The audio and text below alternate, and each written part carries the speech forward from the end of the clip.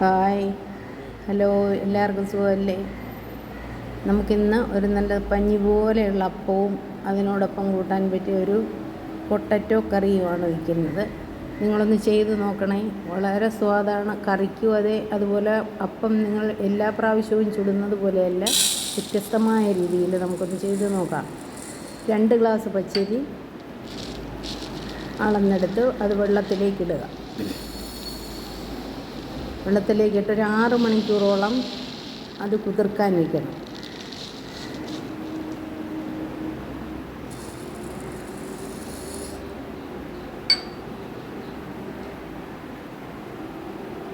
ഈ കുതിർന്ന അരിയാണ്. 6 മണിക്കൂർ കഴിഞ്ഞപ്പോൾ ഞാനത് ആട്ടാൻ എടുക്കുകയാണ്. കുറേശ്ശെ ഇട്ട് അതിൻ്റെ കൂടെ ഒരു കൈ ചോറുകൂടെ ചേർത്ത് കൊടുക്കുന്നുണ്ട്. എന്നിട്ടത് നല്ലപോലെ നല്ല മയത്തിലരയ്ക്കണം.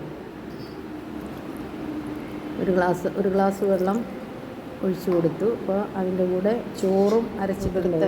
ഒരു കൈപ്പിടി ചോറ് അരച്ച് നല്ല മയത്തിലരച്ച് ഒരു ചട്ടിയിലേക്ക് ഒഴിച്ചു വയ്ക്കുക.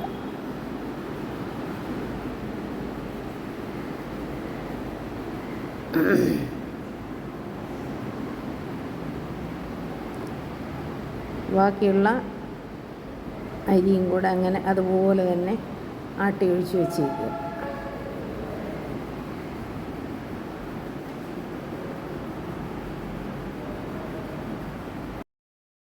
ഒരു അരമുറി തേങ്ങയോളം അത് എടുത്തിട്ട് അതിനകത്തേക്ക് നമ്മൾ 1 ഗ്ലാസ് തേങ്ങാ വെള്ളമാണ് ഒഴിച്ച് കൊടുക്കുന്നത്.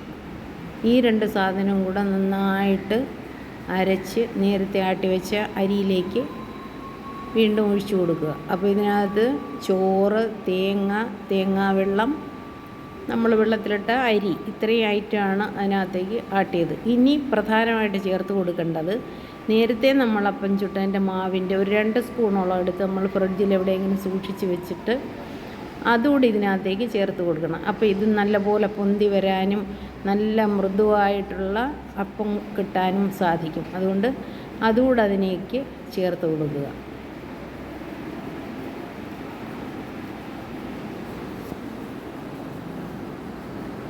എല്ലാം കൂടെ ഒന്നിച്ച് കൂട്ടി യോജിപ്പിച്ച് നന്നായിട്ട് അടച്ച് ചെയ്യുക. ഒരു 6 മണിക്കൂറോളം അത് സെറ്റാവാനായിട്ട് നമ്മൾ വയ്ക്കണം.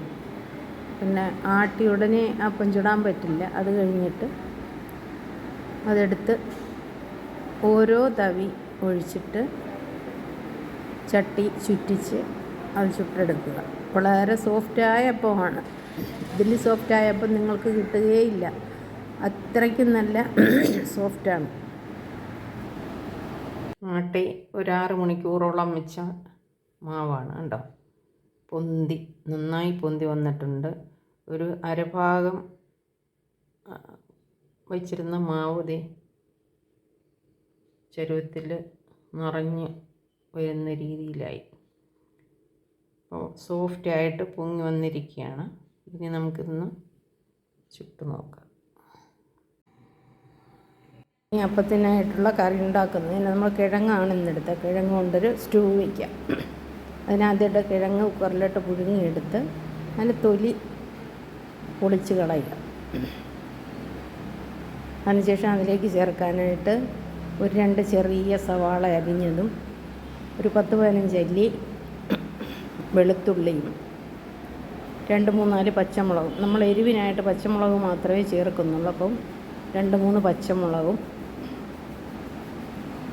അതിനകത്തേക്ക് ചേർത്ത് കൊടുക്കുന്നുണ്ട്.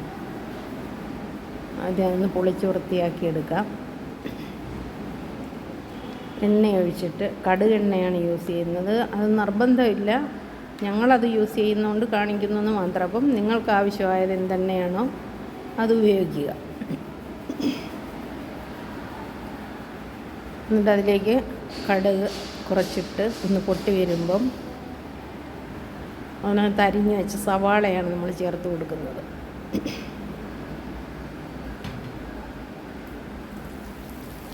സവാള നന്നായി വഴണ്ട് വരുമ്പോൾ അതിലേക്ക് വെളുത്തുള്ളി എല്ലാം കൂടെ ഒന്ന് ചേർത്തിട്ട് വഴറ്റിയാലും കുഴപ്പമില്ല. ഉള്ളി, വെളുത്തുള്ളി,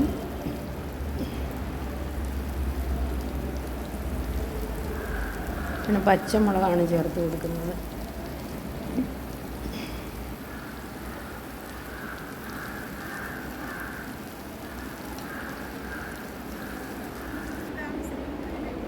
അതിലേക്ക് ഇച്ചിരി മഞ്ഞൾപ്പൊടി, തക്കാളിയും ചേർത്ത് എല്ലാം കൂടെ ഒന്ന് ചിക്കി കഴിയുമ്പോൾ അതിനകത്ത് ഈ പൊടികൾ ചേർത്ത് കൊടുക്കുക.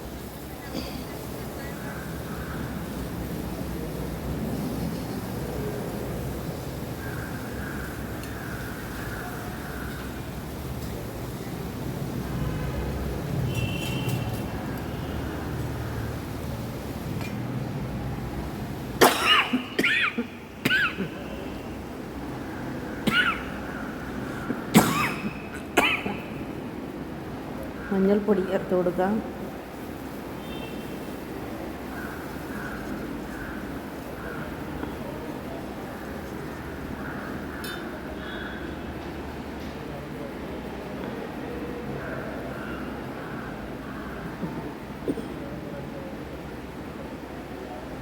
പെരിഞ്ജീരകം 1 സ്പൂണോളം ചേർത്ത് കൊടുക്കുക.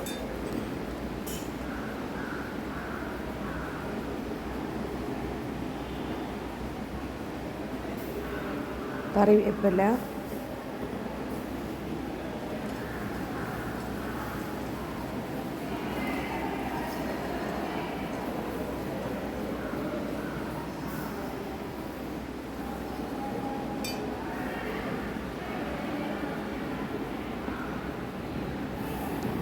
തേങ്ങ അരച്ചത്,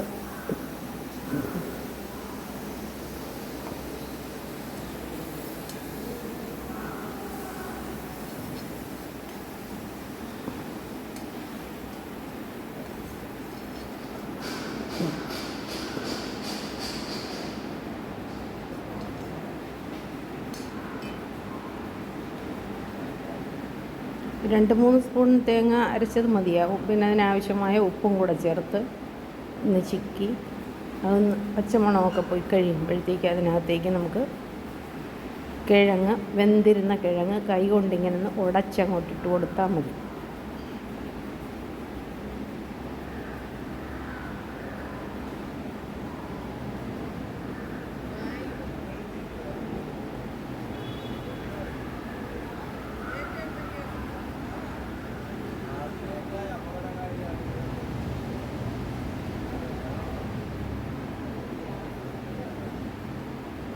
എന്നിട്ടെല്ലാം കൂടെ ഒന്ന് ചിക്ക്. ചപ്പാത്തിയാണ് ഇതിന് കൂട്ടുന്നതെങ്കിൽ ഈ പരുവം മതി, കൂടുതൽ വെള്ളം ചേർക്കണമെന്നില്ല.